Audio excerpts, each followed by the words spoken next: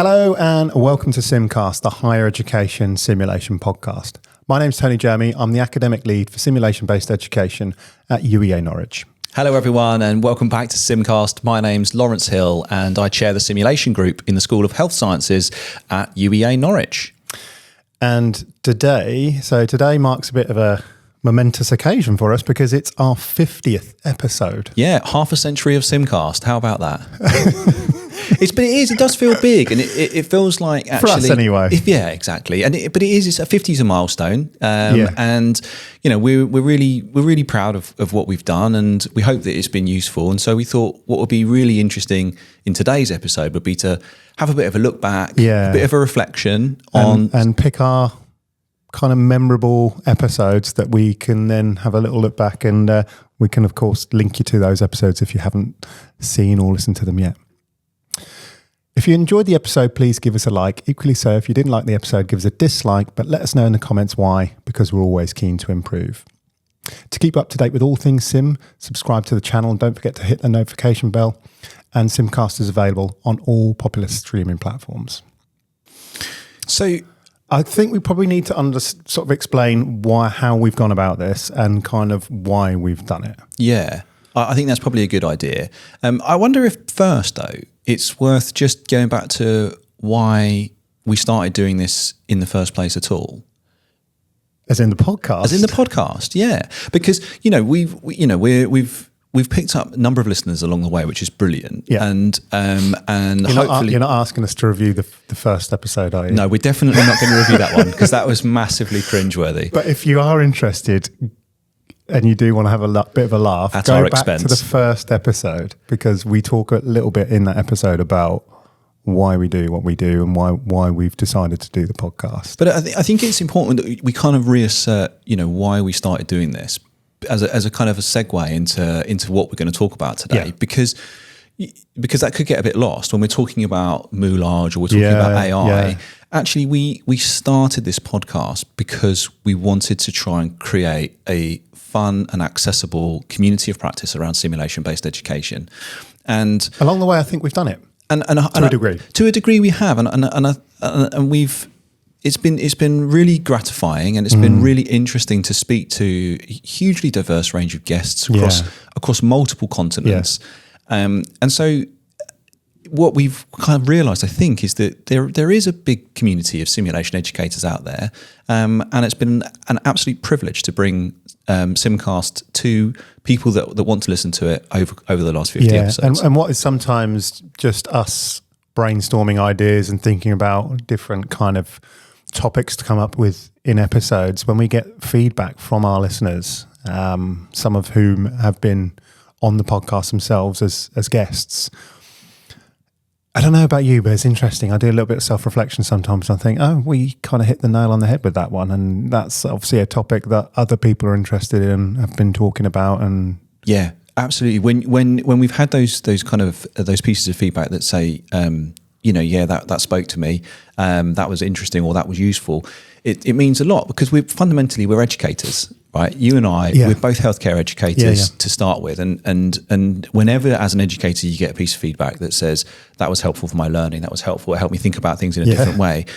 That's why I get up in the morning. That's why I go to work. So, and it's interesting sometimes, isn't it? Because as we'll probably dip into a little bit when we go through the episodes, some of them are very purposeful. There's been a lot of planning that's gone into it. Some of them are a little bit off the cuff, and sometimes those off the cuff episodes ring true more than some of the others. So it's also probably worth bearing in mind, when did we start doing this? How long has it taken us to get to our 50th episode? So we release the podcast every fortnight. So it's nearly 2 years now. So our second birthday will be in June time. Wow. Which we might do a little something extra for that as well. Oh, birthday special. Sorry, but I interrupted you. You were about to say how we're going to select the episodes we're going to talk about in today's episode. So what we've done is we've got 50 episodes. We've decided, okay, we'll look at them in batches of 10. So 0 to 10, 10 to 20, 20 to 30, 30 to 40, 40 to 50. Yeah. And because And we'll pick one of each from each of those decade, if you like. Yes. But So a little neurotic thing that we do on the episode is I always introduce the even numbers. Yeah. And I always introduce the odds. And so I thought, okay, well, I'll pick the evens and you pick the odds. Yeah. Now, disclaimer, I honestly think the odds are better, which I was a little bit annoyed about. It's got nothing to do with the way they're introduced, obviously. But no, to be fair. When we looked through, I was like, oh, that was a good one. Yeah. I know he's going to pick It's been really fun looking back at them, actually. And there were loads that we haven't been able to include because, we stuck to 10. Yeah. And to be fair, there were masses. And maybe if we get any sense that this is a useful format for people, we'll come back and we'll look at some of the other ones. And I think particularly the ones that are going to change over time. I think those are going to be the ones that are going to be useful to come back to. AI is another example of where is that going to go as a field in relation to. But we've also said as well, haven't we? I've mentioned this to you in a previous episode. Do you ever think that we'll get to the point where we'll run out of things? And the answer I think is no, because you can just revisit the same topic in so many different ways. And also because it's such a diverse and evolving field. That's the thing, is that it's becoming its own entity. It already was long before we started talking about simulation, but it seems even in the last 2 years, in the last 50 episodes, what's happening in simulation is changing and evolving, and that's really exciting. Okay, so let's get into it then. So we are going to do this in chronological order, and what we'll do for each episode, we will pop a kind of a snippet or some kind of clips from that episode to give you a flavour of those episodes if you haven't either watched or listened to them. And if you're watching this on YouTube, we'll also pop a link to the episode so that you can go and have a look at that as well, if you want to, if you've got some time to fill. And like I said, if you want a real good laugh, then go and have a look at episode 1, which I'll reluctantly put a link to. So we've got there you go, there it is.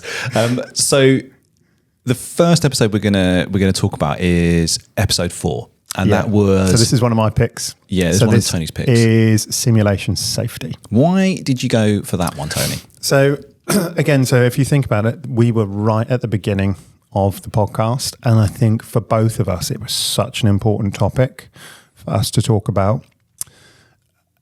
Mainly because to the educator that's new to simulation safety is such an important topic that you have to understand and get right, because safety is often sold as a misnomer. Yeah, absolutely. People talk about safety in simulation, that simulation is a safe learning environment. Yeah. And I think one of the things that we've come to realize over time is that of all of the learning environments that are not clinical practice, it is probably the least psychologically safe. It's the vulnerability is there for educators, for learners. It's hugely risky and hugely complex. And you've mentioned a term there, psychological safety. And I think when we do talk about safety in simulation, that obviously gets the limelight. But what we tried to do in this episode was look at the broader spectrum of what safety means in simulation. Great. So let's take a look at that episode now.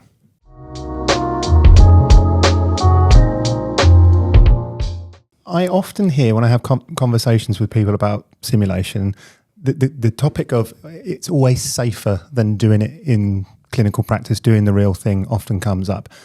And I just wonder how much truth there is in that when we actually pick apart what safety in simulation actually means. That's the thing. People often say, no patients were harmed in the making of the simulation, so it must be safe. But it's not quite that straightforward, because we do things in simulation that potentially impact on patient safety. Whilst the patient might not be directly involved, for me, if your simulation has potential flaws or latent conditions in them, then what we can do is inadvertently teach bad practice. So for me, when we talk about the safety of the learner, this is where the most probably widely studied topic around safety and simulation comes up, which is psychological safety of the people taking part in the simulation. I personally think that simulation is probably, of all of the learning environments that healthcare students go into, it is probably the least safe psychologically environment that learners go into. But I think what is generally understood and meant by psychological safety is a sense of not feeling threatened or judged or in any way undermined or pressurized into being something that you're not. Okay, so that was simulation safety. So that was the first one in our 0 to 10 range, and that was my choice. Lawrence, what was your choice? Right. Well, the episode that I chose from the odds from 0 to 9 was the 4 Horsemen of the Debrief Apocalypse, episode 9. And do you know what? We bang on about this episode so much. We've mentioned it several times on the podcast, but when we do our simulation instructor course, we talk about it as well. Yeah. It was a kind of an inspired moment, I think, from both of us. I just remember the feeling of excitement before we shot it and recorded it, because it felt like we really kind of we kind of realised something that might be of use to people, because we picked out these 4 traits, these 4 horsemen of the debrief apocalypse, as the educator archetypes that can derail a debrief. Yeah. But it came from this kind of realisation that we'd embodied them all. So you know that it was like, actually we've stuffed you're more this likely up. to be one than the other, but there are aspects of all of those that you end up falling into. And I think it's a useful episode, and as you've said, we've talked about it several times and teach using it as a teaching aid. And it's interesting, isn't it? Because when you talk about it in an audience, you can see the faces start to smile. People recognise that maybe they've been a bit critical, or maybe they've been a little bit over positive, or maybe they've told too many stories, or maybe they've gone full blooded into teaching mode. And I think what that episode 9, the 4 Horsemen episode, does is it just captures that and does it in kind of quite a fun way. And I think our excitement is visible in that episode too. One of the other things which I really liked, which viewers probably won't see so much, is we do some planning when we do these episodes. Lawrence likes to plan more than perhaps I like to do, where I like to shoot from the hip a little bit more. But in that episode, it just flowed so nicely with very little planning. Yeah. Particularly towards the end of the episode. And I think we both came away from that episode thinking that was great. It went really well. And so I suppose as well why I also like that is because it was in the first 10 episodes. It was probably one of the first times it felt really natural. Yeah, that's right. And it didn't feel stilted, didn't feel staged. But I guess those people listening on can make their minds up for themselves. So let's play a little bit of episode 9, the 4 Horsemen of the Debrief Apocalypse, and you guys see what you think.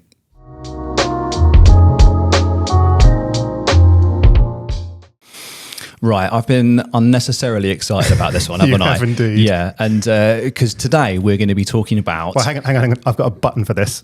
Prepare, brace yourself. The 4 Horsemen of the Debrief Apocalypse. When debrief is done well, it provides a really constructive and facilitative environment for learning and discussion. Debriefing done poorly can end up people turning into tutorial mode, or worse, it can erode the learner's confidence. So, in our eyes, who are the 4 different archetypes that you're likely to encounter as debrief facilitator? We think that 4 kind of broad archetypes are the groupie, the critic, the tutor, and the hero. The first one we want to talk about was the groupie. Yeah, so the groupie, we think the groupie exists because basically we all want our learners to do well, don't we? Yeah. So the groupie is kind of the yes man, the hype man, the really wants to sort of embody that you've done such an amazing job. Yeah. And whilst the elements of that need to exist within the debrief, it can't be the be all and end all. The kind of flip side of the coin there is the critic. We've all seen one of those in simulation facilitation. Yeah, right? Yeah. So these are the people who micro-analyze everything. And again, like we mentioned with the groupie, I think their intentions are honourable. Absolutely. I think the critics' kind of philosophical approach towards debrief is that they really, really want the learner's practice to be safe and effective. These people in the natural environment are the perfectionists, aren't they? They're the people that do everything by the book. Where the groupie was perhaps more concerned with building the learner's confidence, the critic is probably more kind of focused on competence. The next archetype is the tutor. All right, and in our discussions before the pod, we think this is probably one of the most common in higher education. Definitely in higher education. Yeah, if you're comfortable with teaching, if you've been the kind of person that is at the front of a seminar or a lecture theatre, this will come naturally to you. The problem is in the debrief, it's what you need to stop trying to do because you are facilitating a conversation, not leading the show. So the fourth horseman of the debrief apocalypse is the hero. And the hero... What do we mean by hero? Right, well, the hero really is somebody who derails the debrief by segueing into stories that are relevant from their practice. The kind of person who's always done something. Yeah, and again, they are a noble horseman. They are trying to situate the learning experience into something that feels real and contextual and maybe a bit funny, but something that includes learners. The danger for the hero facilitator is that they end up just talking about themselves. So the very next episode that we recorded was episode 10. So this is one of your picks. It feels like a little bit of cheating going from 9 to 10 straight away, doesn't it? But it was, again, for me, it was a really poignant topic at the time to choose. And I thought, we need to just look at this behemoth which is steamrolling its way through society, but certainly in higher education, which is looking at how artificial intelligence could be used for simulation. Yeah, and we really only touched on that bit, didn't we? Because you're right, the phenomena that is artificial intelligence and large language models is, rewriting the textbook, probably literally in terms of summative assessment in higher education. But we were focusing specifically on its role in sim. Yeah. And I think at the time as well, we were both new to AI. We, from my point of view, I'd obviously heard about it and certainly was aware of it from a potential negative connotations in an educational setting, students using it to write essays instead of actually writing essays. So we thought it would be interesting to see how it would cope with some AI writing of simulation scenarios. But actually now I use AI a fair bit, and I use it a fair bit with simulation writing scenarios. It's not the be all and end all, but I learned a lot from that episode myself in terms of growing to use AI smarter in the work that I do around simulation. Yeah. Yeah. And you definitely are an early adopter of technologies. Like you're sort of the person who's on the vanguard of tech that's coming out. And so I'm definitely later to AI. So I was probably more phobic about AI. And as that's come out in episodes since, when we've talked to other guests that we've had on the podcast, like Jordan Sigarides, I'm more hesitant about it. But I've definitely grown into using generative AI for various different things. And I think this episode was part of that because we both realised just how powerful it could be. Yeah. And one of my favourite bits about the episode as well is your potential existential crisis towards the end, which we'll definitely put a clip to that. So let's have a look at that episode now on how we used AI to write some simulation scenarios.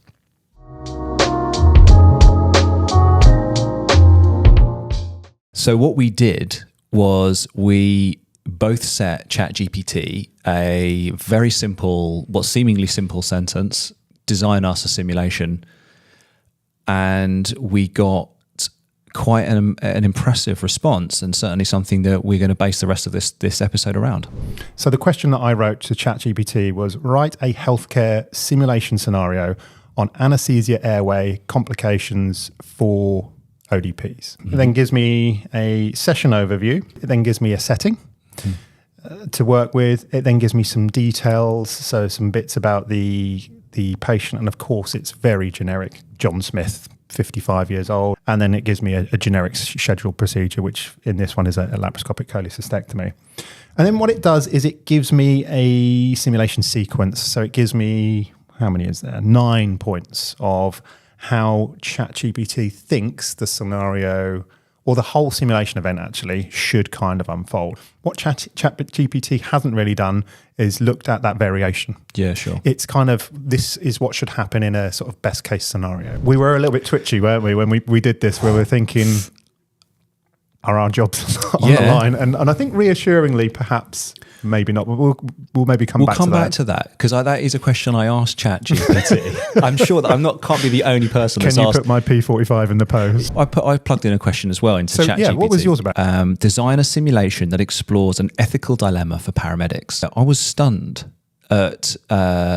It was literally within 10 seconds. I had a simulation overview which kind of set the context of a paramedics responding to a multiple patient kind of road traffic collision, and then it talks about a simulation, a scenario description, a fictional urban environment that presents participants with a series of choices they must make, each of which presents ethical dilemmas. I was really impressed with the fact that it gave me effective level approach, actually quite advanced, I would say, learning outcomes. What I really also enjoyed was when I did ask it that existential question of literally, can ChatGPT replace me as a simulation educator? I thought I'll just open my heart out to ChatGPT and just share a bit of mutual vulnerability, and it repaid me with vulnerability. There are several important. We need the robot voice. There are several Hang on, important. do you need to pop it off? Yeah. There are several important reasons why they might not completely replace human simulation educators. I mean, the sentence itself is scary. The robot voice as well. Not good. I'm not pressing that button. I'm just again. not cool with the might not completely replace human simulation educators in certain contexts. It's got Skynet vibes about it, hasn't it? Just can't do that, Dave. So that was the episode on AI and simulation. We're now going to skip forward a couple of episodes to your choice, which is episode 15, which was an interesting one. It was a new one for us because we got invited to go and present our podcast live at the HPSN conference. Yeah, that's right. So this was the reason I wanted to pick this episode is partly because it was the first time we'd done the podcast live. It's the only time we've done the podcast live, in front of an audience of people. Yeah. So it was a new experience, but it also felt like a bit of a watershed moment. It felt like what we were doing was of value at that point. We were only 15 episodes in. We'd got some great contacts with the guys at what was CAE, and they said, "Would you come along and do something relating to your podcast?" And it was quite a humbling experience, really, to be invited to a proper conference to talk about SimCast. So yeah, it felt big for that reason. What did you take from? Yeah, same kind of thing. It certainly felt like we were starting to get some traction, and it was perhaps one of the first situations and occasions where I was like, actually, we've got people who regularly listening to us, and actually, it's making a bit of a difference. It's helping. We've been invited to a couple of other conferences as well. I got invited to SimTech Live, which you weren't able to come to. And interestingly, Nicola Cook, who organised SimTech Live, who invited me originally, is now doing her own podcast and kind of taken on the mantle herself. So again, it's that whole point of creating that community and being able to sort of help people understand that I think this is possible. That I think is such a key point because, like I said, we said at the beginning, the whole point of this was to create a community of practice. And when you go to a conference and what we've talked about this to several guests, that the simulation education community does feel close and kind of collegiate, but you really got a sense there, and you do at conferences, of a community of practice. Yeah. But there was something so nice, and that's why we called it Meta SimCast, because it was like, actually, we created this podcast episode at a conference about how we create a podcast. Yeah. And there was just something really neat and I don't know, impactful about it for me personally. And we had so many people come up to us afterwards, and firstly they said how enjoyable the keynote was. It wasn't kind of sort of stilted. Well, it was different. We weren't, and we said at the beginning, we're not here to present cutting edge findings. We don't have data to present to you. We're literally just going to talk to you about what we do. It was also a really real nice way to sort of close out that first day.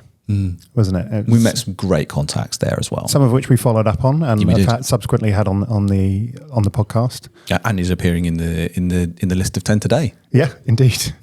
So let's get a little flavour for that episode now. Then I hope you enjoy it.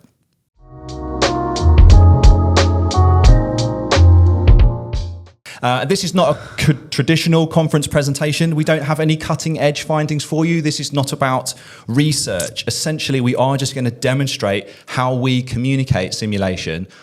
Initially started within our School of Health Sciences and is now kind of reaching a little bit further afield. And big thanks for inviting us here to give this talk today.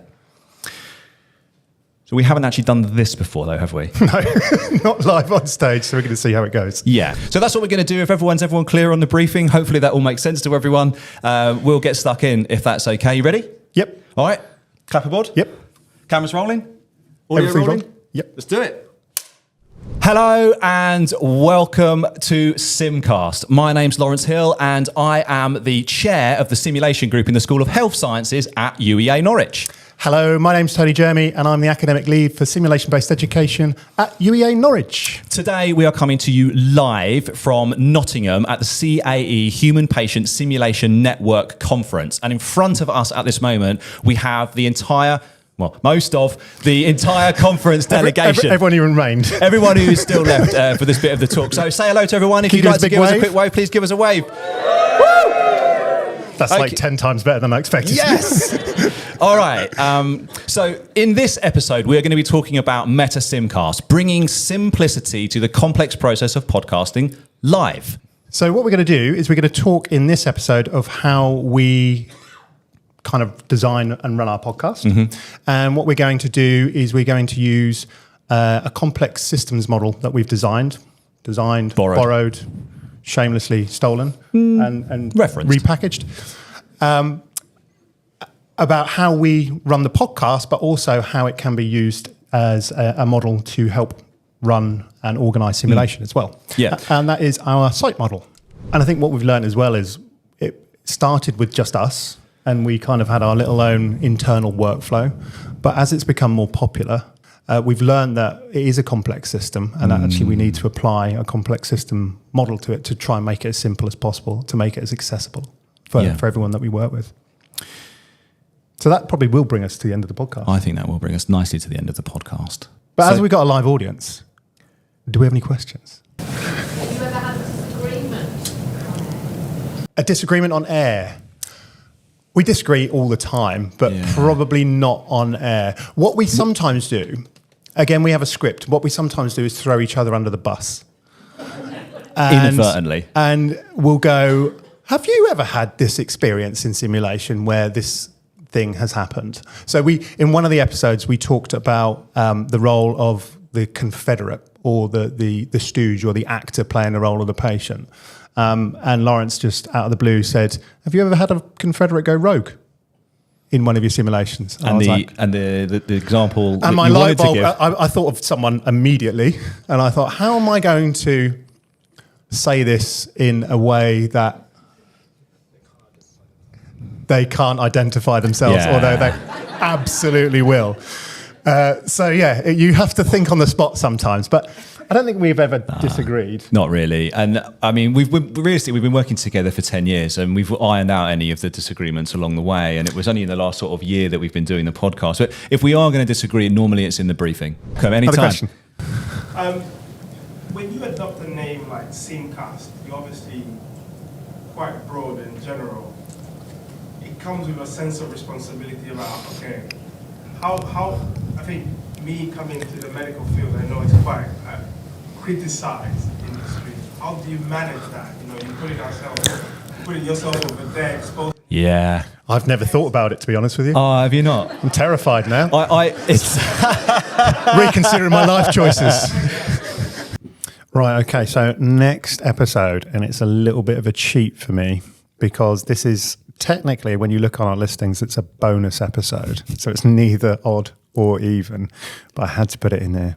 And the reason it was a bonus episode is because, I don't know if you can see behind Lawrence, but we have our little light box which says which episode is on. And we actually recorded this as an extra episode because we thought it was too good not to miss out on. So we did an April Fool's episode where we had Floris Opal, I think that's it. Yeah, Floris Opal. Which is one of our patient simulator mannequins that we interviewed for our April Fool's episode. I can't remember now whether that's an obscene anagram or not. It is. Let's not go there. It's an anagram of April Fool's. Oh, yeah, there we go. Thank God for that. And we had one of our fabulous midwifery clinical educators at the time who came in and did the voice of Yes. Floris Opal. Yes. And I just picked it because it was such a fun episode to do, and it was so out there. It was a little bit kind of Python-esque, wasn't it? Really, Yeah. it was a little bit out there, but that's the thing, and it was just we try not to take ourselves too seriously. Like, we are serious educators, but we do try and have a bit of fun. And I think that April Fool's episode is a good example of that. And actually, what that did subsequently was, with our planning of our episodes now, we can't miss out an opportunity to do an April Fool's. So we did an April Fool's this year, which did. you'll have seen hopefully recently, which is where we decided to create our own theism around simulation. Yeah. And have you managed to set up that Only Sims page yet or not? Not yet. Not yet. Fine. For our one subscriber. All right. Well, look, here it is. Plastic and fantastic. I hope you enjoy it.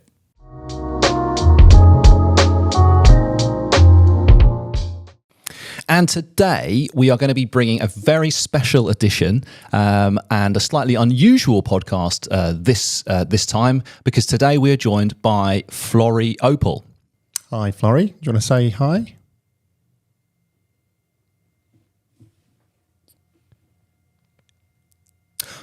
Oh, Hang on a second. Start scenario. Hello, Floris, and welcome to the podcast. Well, hello, Lawrence and Tony. It's nice to be here. So life as a mannequin must be full on, though. It's hard, isn't it? Because you get the grunt of all of the simulation whenever we need to put any kind of tubes in, or lines, or sharps. So what do you do to relax? How do you and the rest of the team, family, unwind from a busy day of simulation? Well, we talk frequently with our stunt professionals that we know in Hollywood, but also here at the Edith Cavell building, we sometimes have birthing pool parties downstairs in the birthing pool room. It's wonderful, especially if the clinical educators in midwifery leave the rubber ducks out, and the sparkly lights and the mood music. It's just such a wonderful experience. You obviously like to unwind. I just want to ask you a few questions about some of the different learner groups that you work alongside and with. So can you tell us a little bit about the paramedics that you work with? Oh, those paramedic students. And sometimes they don't even have a paramedic lecturer with them. Sometimes it's the clinical educators in midwifery or some of the nursing lecturers. Yet they are still always so rough, those paramedic students. When they're doing resus on us, the pain that they inflict. And I'm sure you've been shaken vigorously on many occasions and asked if you're okay or if you can hear them. But we'll have a word with the paramedics and maybe they can... Well, yes, I'll certainly have a word. A little bit more kind of mannequin courtesy. Perhaps that would be wonderful, Lawrence. Yeah. Obviously, we can see you straight from hospital today in your hospital gown. Maybe we can find you some better clothes to wear, maybe something a little bit more fashionable. Oh, I would love that. And I'd also really like someone to do my hair and makeup. Well, it's funny you should say that, actually, because we have done our research and we knew that this was something that was important to you. So if you bear with me for a second, Floris, Lawrence has got a little present for you. If you could just shut your eyes a second, Floris. Oh, hang on, let me see if I can do that. Right. If we can just get you to close your eyes. I've just got a little something for you, and I'll be really interested to hear what you think of it. Oh, how exciting. There we go. Right. No Keep them closed. Oh, I'm so excited. And Lawrence, if simulation doesn't work out for you, I think you have another career potentially lined up in the future. And there we are, back in the room. So, Floris, what do you think? Oh, wow, I look wonderful. Oh, Lawrence, I do like your hair. Thank you so much. I think that suits you much better than me. Oh, well, I thought it would be nice to share and to try and empathise with you as a mannequin. It's a little bit itchy, isn't it? Oh, this one isn't. I look very glamorous.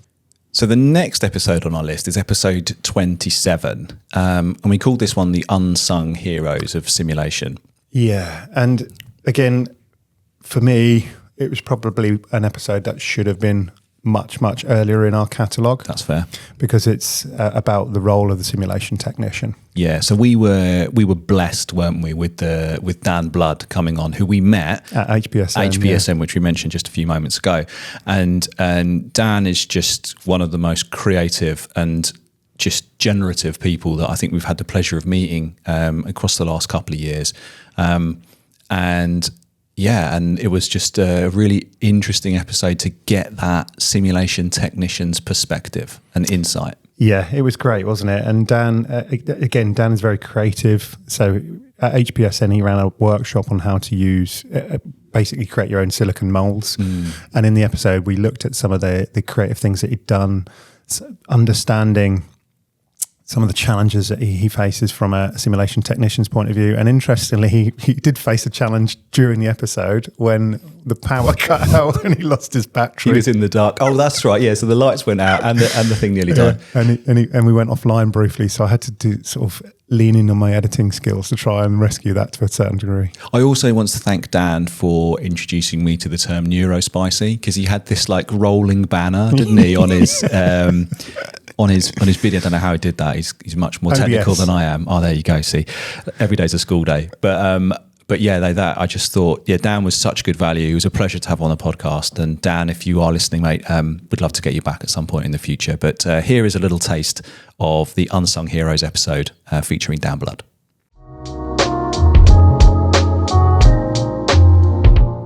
Today, we are joined by Dan Blood, who is the lead simulation technician at Surrey University. So just to go through my role, I'm the senior technician, which means I manage a small technician team. I've got Carrie and Alex working for me.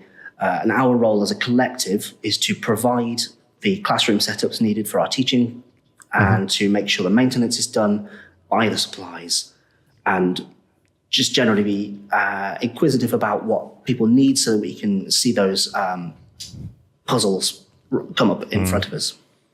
And we're going to call this episode The Unsung Heroes because you truly are, as a team, you do all of that work behind the scenes so that, an academic can just turn up and run a sim almost seamlessly. So I'm really interested to hear a bit more about why you do what you do. Something I love about my role is, you hear about frontline staff, and those are heroes, absolute heroes, who are in the hospitals, in the GP surgeries, in the care homes, and they're doing their part. They're amazing. And to be part of their infrastructure, so feeding into those skills, feeding into those roles, supporting the people to improve those patient outcomes, that makes me feel all warm and fuzzy inside. So that's where I get a lot of job satisfaction from, is knowing that where I contribute to that is important. Again, a lot of people watching will probably have had some kind of interaction with a simulation technician if they're not a technician themselves, but they might not necessarily understand what you guys get up to on a day-to-day basis. So can you give us a kind of a typical day in the life of a sim technician? What sort of things are you responsible for? It's so easy to understand why our role gets misunderstood, because there's such a huge range. If you look from employer to employer to employer, between universities and now T-level colleges, NHS, the work that we are doing, the spectrum of work is so varied.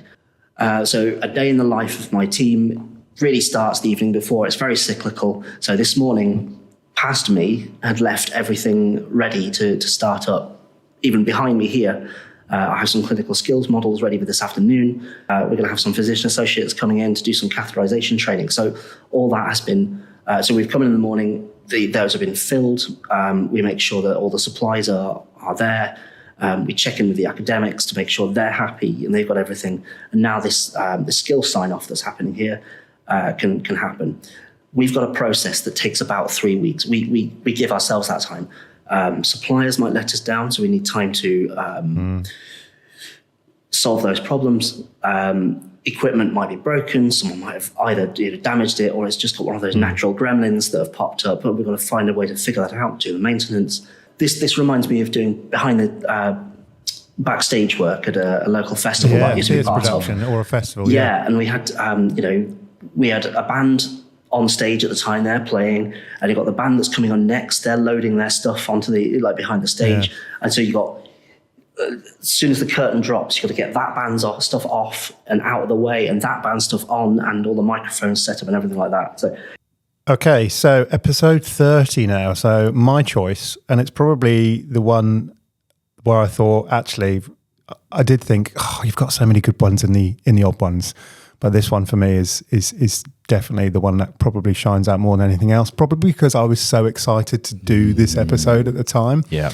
Which is looking at the language of simulation. Yeah.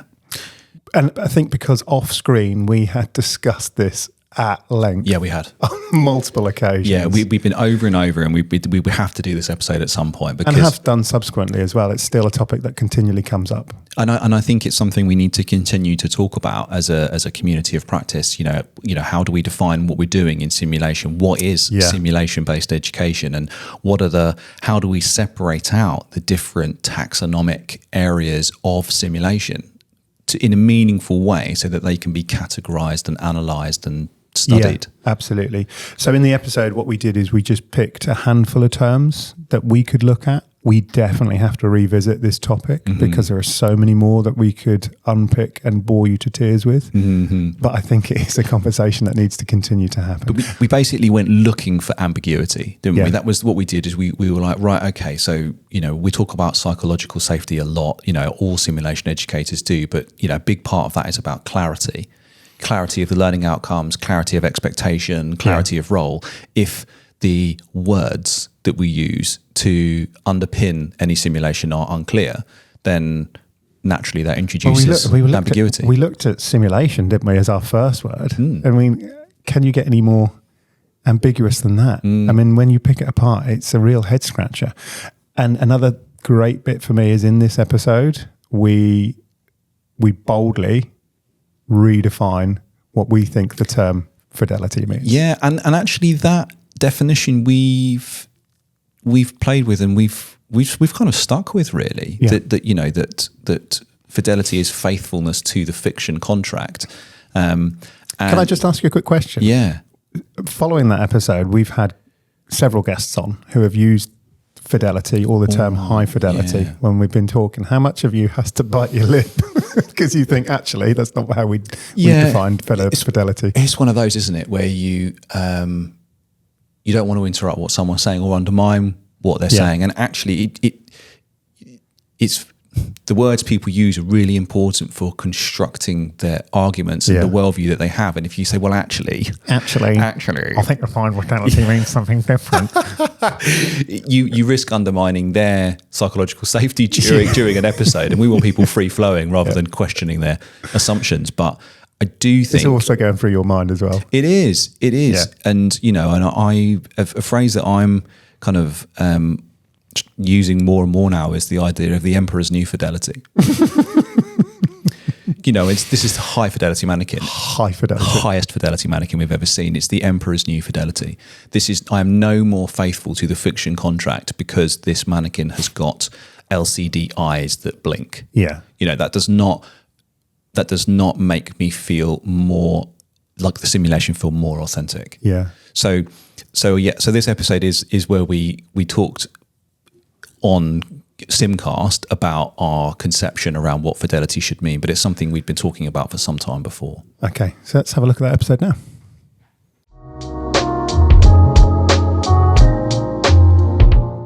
So, Lawrence, in today's episode, and I'm really excited about this. You are super excited about this one. I've been waiting for this episode for a while now. We're going to be talking about the language of simulation. It seems silly that this is such an ambiguous term, but the term simulation. Yeah. We think the first word, simulation, is pretty ambiguous. Yeah, simulation is a term that's been appropriated by lots of different industries, and it's used in lots of different ways.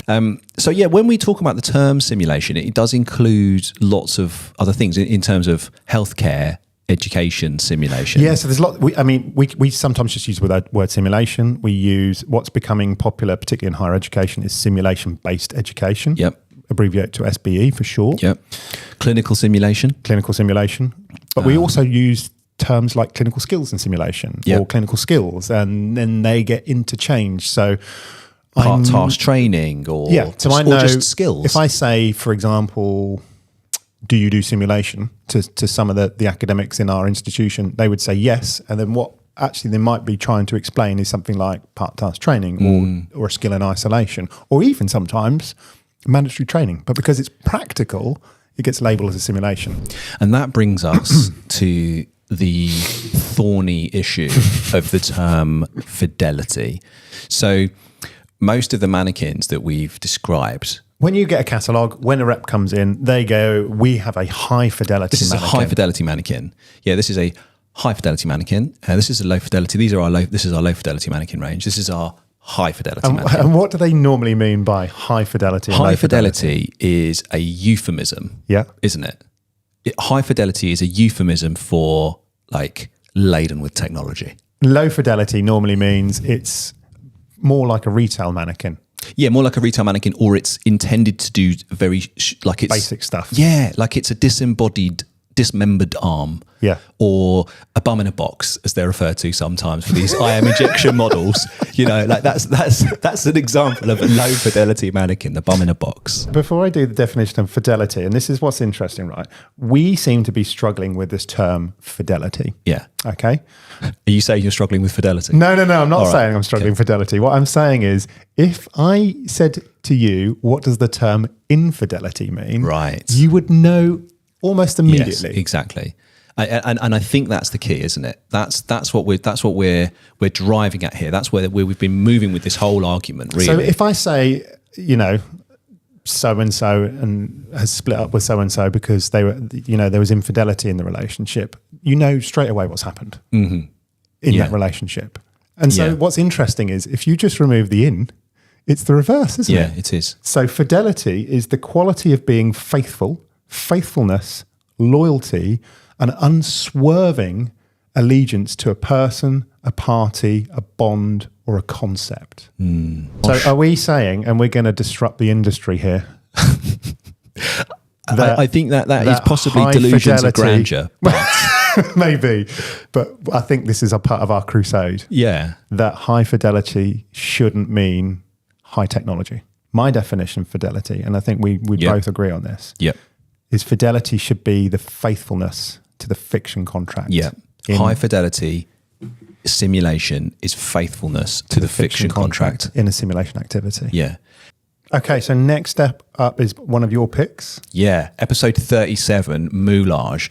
So in this episode, we were very lucky to be joined by Barbara and Olaf, who are just wizards when it comes to special effects, makeup and moulage. Yeah, so they've had an interesting path into simulation, haven't they? Yeah, absolutely right. So Olaf is an amputee. Yeah, so he's an amputee. He lost a limb in a motorcycle accident when he was racing for the RAF. Doing something crazy. Something crazy. And then in his rehabilitation, was able to then work as an extra in Hollywood films who needed scenes where they needed to have amputees. Yeah. And from that, him and his wife then set up a special effects company specialising in kind of those traumatic wounds, which of course within that has the aspects of special effects makeup or moulage as we refer to it in simulation.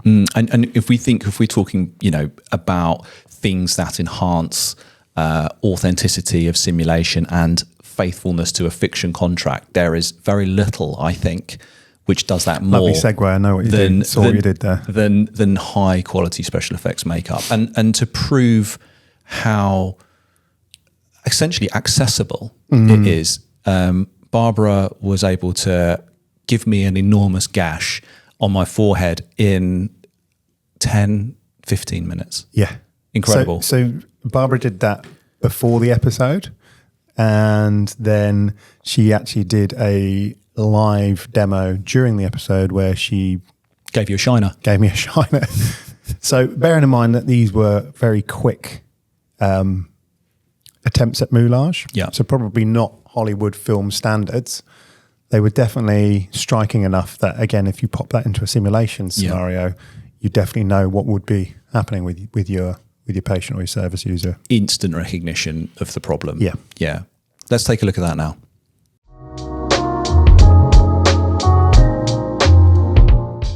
So a very warm welcome to this Halloween special. Yeah, so Halloween special. And today we are joined by two wonderful guests in Olaf and Barbara. Barbara and Olaf, thank you so much for coming on the podcast today. Great pleasure. Welcome to the show. We are talking today about the serious business of moulage and special effects in simulation. Yeah. So what we're going to do in a minute is Olaf and I are going to swap seats so that Barbara can do some live demonstration on me. I think before we do that, obviously, because Lawrence has already been made up, Barbara, can you just talk us through the process? Because we took some footage. We did, yeah. So I used something that we use on a regular basis, which is a silicone that is a lot quicker to mix together, and it's called Sculpt Gel. And it's two parts. It's just two parts. Lawrence said it was like Arrow Diet. Yeah, absolutely. Which mixed together. So you'll use something like that, and then you can colour it to the effect afterwards. But if you use that, then you can actually make the wound up as you go along. Yeah. So it makes sense. It's easier to fit to the person's face. When you're doing flat moles, yes, they look absolutely brilliant once you've got them done, but they will take longer. And it's almost, you've got to try and perfect that, the edge. You can't have that sort of like rucking up or anything, because otherwise it just looks like it is a wound that's rucked up. Yeah. With something like Sculpt Gel, you can flatten it out a lot easier. Okay. It'll take a little bit of time to dry it off, but you can smooth it out so it actually goes completely into the skin. So you mixed up that gel. Oh, sorry. Sorry, yes, it blends. Yes. You can. It's almost as good as these. Almost. Right. So I guess it depends again on what your time frame is, what you're trying to achieve. Yeah. If you don't need that super degree of medical accuracy, but we need to, like we mentioned before, have a fiction contract where a learner thinks, oh, this is a wound straight away. They can see it's a wound, rather than if we don't use moulage, they often look to us as the instructor and say, well, what does the leg look like? Or what does, what Absolutely. can I see? So that gives that How long will it take you realism. to describe what you can see immediately? And it's that instant, yes, I see. Wow. Well done now. Do you know what I was just thinking? Talking of profound impact. Wearing the makeup gets you into the spirit of it. The role. Gets you into the role. It does. Yes, it does. Yeah. Oh my gosh. So I reckon we've been talking for probably about 5-10 minutes. Yeah, I put my phone on so we can get another view, and it's been for about 10 minutes. So that's, again, another 5-10 minute job. Looks pretty good, doesn't it? It's knockout. God, literally. It's so good. Yeah. Okay, so that was a great episode. And next up, we've got another one of yours. Yeah, another one of the odds, episode 43, the new GIC episode, in which we were joined by Kevin Mackey and Kate Denning, which was a huge moment, really, because for me, it felt like we had two serious heavyweights in the resuscitation education world. It's probably the episode I've been the most nervous about doing. Yeah. To be honest with you. Yeah. And kind of paradoxically, two of the most lovely and generous people that we've ever had on the podcast. Yeah, absolutely. Absolutely. Wonderful educators and really nice people as well. Yeah. So we talked on the episode about how the new generic instructor course, which is part of both ALSG and the Resuscitation Council UK, has shifted its focus. It's kind of underpinning educational philosophy to become more learner-centric. And what we wanted to do was give Kevin and Kate the opportunity to dispel any learner anxieties that there might be for people doing that course. So I'm just going to dip in, and I'm going to be open and honest about this, about a little bit behind the scenes stuff. So one of the reasons we were able to get Kate and Kevin on the episode is because we have a fantastic ALS faculty here at UEA and with some contacts. And we contacted Kevin initially, didn't we, to come onto the podcast. Yeah. And when Kate, who works very closely with Kevin, found out that Kevin was going to be coming on the podcast, Kate wanted to come on too. And we couldn't believe it. We couldn't believe it. We thought, how have we managed to land one of these two, heavyweights? Yeah, without wanting to sound sycophantic. But it is, again, it's that, we're just doing this. And when Kate got in touch, it was like, brilliant, absolutely fantastic. And having them both here and watching them both, you could see how between them they have kind of curated Yeah. the manual, the And for instructor me, it manual, was and the instructor course. another moment, I think, in our episode history where I was thinking we must be doing something right. Yeah, it felt for me like we'd matured, and we were able to get some really great insights from those two. I felt like we, as interviewers, because it's when we just chat, it feels like a podcast. When we have guests, it feels like we take on a different role. We become interviewers. Yeah, we do. Rather than just people having a conversation. And it was lovely to get feedback from them as well. Because we obviously hold them in very high regard as educators. And after the episode, they were saying how welcome that they felt. That they felt comfortable. Yeah. Yeah. And I also think that, and you created it as a short, but I also think it's one of the, Kevin's comment is probably one of the most significant mic drop sound bites that we've had. And it wasn't just a sound bite, because really I think what Kevin was expressing there was his fundamental guiding principle for why he does what he does. And actually we've used that idea of getting people to talk about their whys so much more now as a result. We've learned as a result of that we need to try and channel it. So let's have a look at that episode now.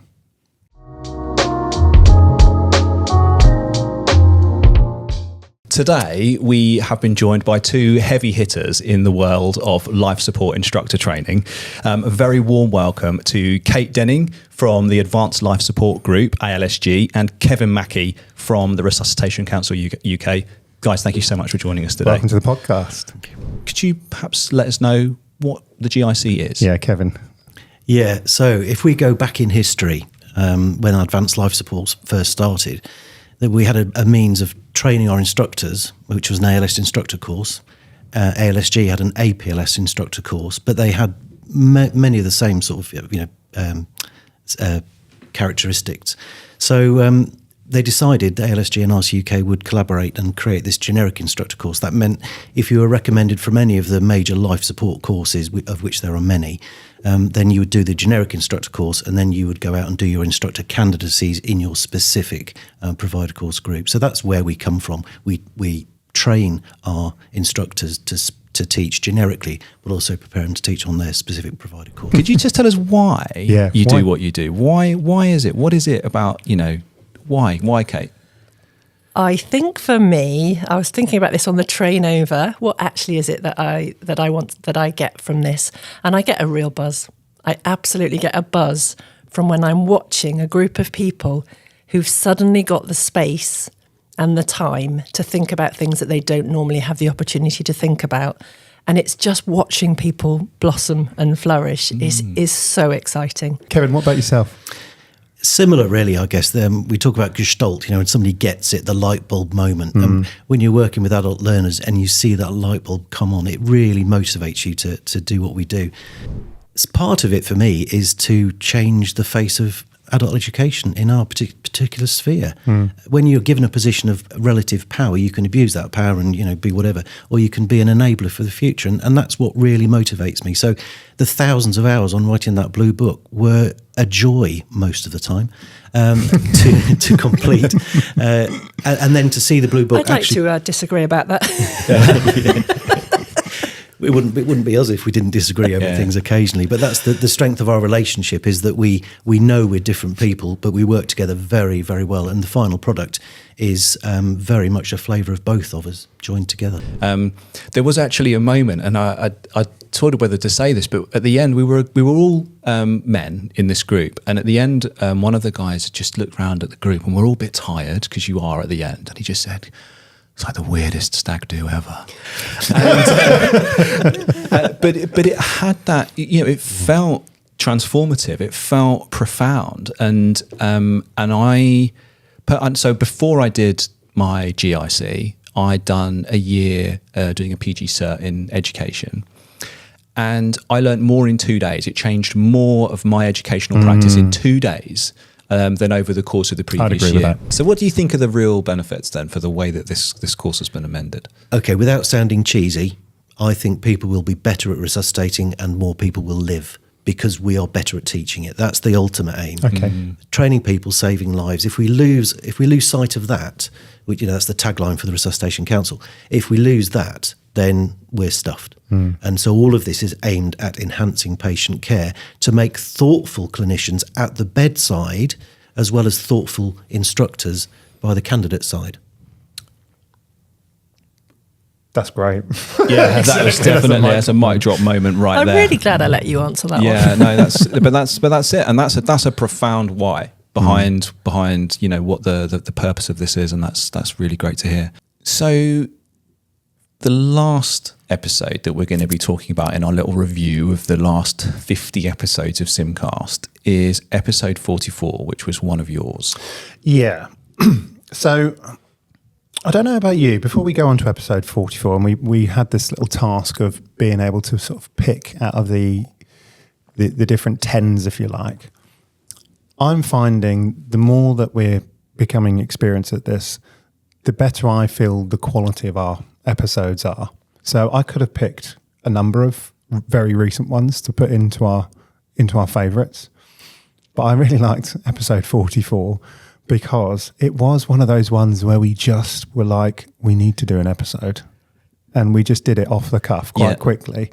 But it's really sort of resonated with a lot of people. We've had so many. So obviously, for people that don't know, this podcast goes obviously out via the YouTube channel and out via Transistor, which is where probably a large number of people are picking it up. But we also send it internally.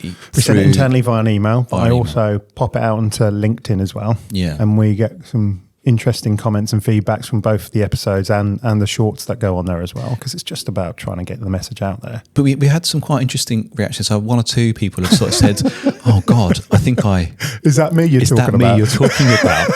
And it's like, "Oh no," but they're very very much generalisms, weren't they? Rather than they were not individually pinpointing specific people. But in the same way that the Four Horsemen episode picks out archetypes that we all embody, the axes that we have to grind are probably also reflections on ourselves. Yeah, agreed. Reflections at some point in our journey. Reflections on ourselves, but also very relatable to a lot of people. Yeah. So let's take a look at the Axe to Grind episode, and I think afterwards we need to have finish at least a positive. We can't finish on just us having a grumble. But let's have a look at that episode now.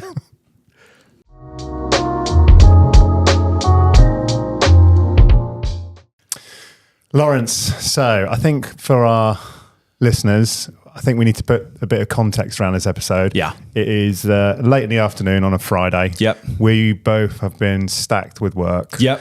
And we're just a bit cheesed off. Getting a bit cheesed off now. And actually, do you know what? We've had some fantastic guests on recently. We've been on our absolute best behaviour. We have been gold star pupils, haven't we? But there have been a few things bubbling away that have really started to get my goat a little bit. Yeah. Likewise. Yeah. So this is kind of like a rage room SimCast. And we're quite prepared that we may well get cancelled for this episode. So and when we finish cutting it, it probably won't get to air anyway. But nevertheless, we're going to try and keep it clean, because in this episode, we are going to be talking about our biggest gripes in simulation. Yeah, exactly that. So a lack of clarity in the briefing, though, when you've got educators turning up, you're about to do the session, and more often than not, actually, this goes okay and you get a bit of clarity. But when there isn't a lack of clarity in that briefing, that for me, I feel unsettled. I feel nervous, and I think that translates over to the nervous. Not just lack of clarity when it's rushed as well. Mm-hmm. And again, we've talked about this before, that a good briefing helps to sort of settle the nerves of the facilitators, but also the learners as well. So if any of that's rushed, if you haven't had an opportunity to ask questions or go through kit and equipment, then I think you're just starting off on the wrong foot. Yep, totally. Talking of kit and equipment, another gripe of mine. Go on, tell us, Tony. What is this other gripe of yours? Is when the kit is either unavailable or you can't use it. Oh, kit that you can't use. One of the other things, talking of kit and equipment, and conscious that a lot of this kit is designed and manufactured over in the States. but that translates over into all of the voices. Doc, I don't feel very well. And the apologies to all of our American cousins out there watching this, but American only voices. Yeah. I just want a bit of the Queen's English, you know, on American. Oh, one has chest pain. And what happens then is you end up I end up then doing, which might lead into one of your other gripes a bit later about overacting, but I tend to I'll do the voice, but I always sort of go to the like East End, like, geezer. All right, geezer. All right, yeah, that terrible Bailey with chest, mate. Absolute agony, mate. I've seen that patient before. Yeah. I've seen you do that one before. Yeah, 100%. Okay, so that is our 10 episodes that we've selected over the last 50. And it feels a little bit like we're ending on an axe to grind. We're not. It was just a nice episode. But I think, it would probably be appropriate for us to just have a few reflections on, what do you think that we've learned, that you've learned, that we've learned over the last 50? Well, obviously we've learned how to record a podcast. And we've definitely, and we've mentioned this before, I think the quality and how comfortable we are at being either podcasters or hosts or interviewers has improved. I think we've also learned that there's so much as a topic of simulation to discuss and to talk about and to pick apart. Definitely. That we see easily another 50 episodes. I don't know how you feel about that. So, do you know what? I think one of the things that I've probably learned is I've had to learn it. I've had to learn to forget that we're being recorded. Yeah. That's been really hard. And that's why I think those early episodes are so kind of awkward, because all the time in my head, I'm like, do I sound like an idiot, or is that right? And I think I've just learned to relax a little bit more. Yeah. And just kind of be. It's kind of counterintuitive, isn't it? Because you kind of stiffen up and tighten up because you're a little bit nervous, and then you panic a bit, and then you forget. And if you do relax, you can just kind of roll with it a little bit better. Yeah, definitely. Certainly for me, my brain fog tends to dissipate a little bit more. Absolutely. I might miss on the odd word or so, but yeah, when you're really kind of relaxed, you start to really listen, because I think what we've probably both been guilty of is worrying so much about what the next question is to keep the kind of continuity and the flow going that you aren't. It's a bit like you still need being a bit of simulation structure, though, right? You do. I do. I need a lot of structure, but learning to relax enough to be able to keep it natural, and also to keep it flowing and contained in the same way that you might do for a simulation on a debrief. Yeah, is a skill that we've had to learn. What have you learned? Well, I think that's it. I think what I have learned is to relax and just to try and. Do you find that you've taken that into other walks of your life from this? Possibly, yeah. It's been a big year. The last year for me has been a big year. I've finished a Prof D, and I'm handing over as the course director for the paramedic degree at UEA, and I turned 40. So, these are like kind of fairly significant milestones. But doing this has been part of, I think, my professional development. And I've definitely learned new skills that met new people. I met so many interesting people. So I think that's it. I think it's helped kind of develop me more as a kind of a whole educator and person. And you've slowed your speaking down a bit. I've learned to talk a bit more slowly, to pause between sentences so that Tony can edit it more easily. But also, I think that's about me being more relaxed as well. So what have you enjoyed the most?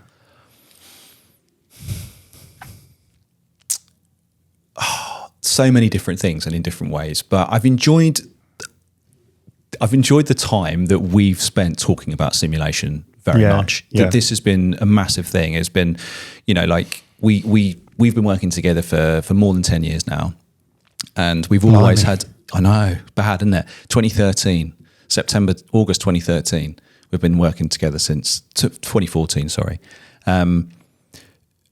So I think it's been fun, like keeping that. We've always had this shared interest in simulation. So kind of having that kind of team of two thing going on has been really. I've enjoyed that Yeah. And it's because it's not just been fun, it's been genuinely creative and has developed the simulation offer that the School of Health Sciences has. And a large part of that has come from the intersubjective space between you and I, the creative space. And that, I think of all of the great guests we've had, I think that's probably the thing I've enjoyed the most. Yeah, I agree. I love having the guests on. And I've mentioned this before, I definitely feel more pressure when the guests are on. I feel more relaxed because I can fluff up in front of you and not be so much of an issue. I've definitely enjoyed the creative side of things as well. Obviously, I've learned a lot of new skills because I do a lot of the post-production. I've also enjoyed teaching people how to do that as we've developed a wider portfolio of media that we do here, which has come from this podcast and our initial thoughts about that. I also enjoy the creative side with you as well. And actually, we probably spend more time on the podcast outside of the studio than we do in the studio in our own time. Yeah. Conversations at coffee or down the pub about what we want to do. Would this be of interest? Would this be useful? Yeah. We could make a fun episode out of this? Is this relevant? Is this valuable? You know, all of that stuff. And then the stuff that we do inside the school that kind of and it stems gets me from excited, that. which is, It's great when you can go to work and you can feel like you're enjoying yourself. Then that's a great place to be. And we hope that you enjoy it as well. So if you do enjoy it, please do give us a like. And if you're not subscribed already, please do get subscribed to the channel.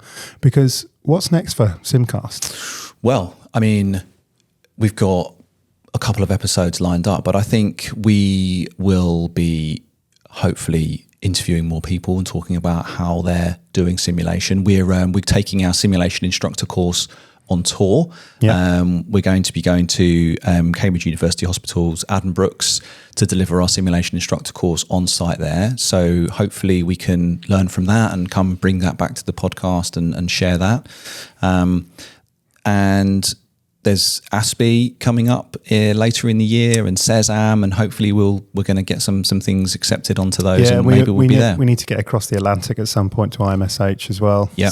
And we are becoming more and more aware of other people that are in this space as well. Yep, absolutely. So future collaborations are always things to look forward to as well. And actually, you know what? If you're listening to this and thinking, I've got something interesting that I'd like to talk about, I've got a simulation-related topic, please just get in touch, because we are always keen to meet people and to talk about their ideas for simulation.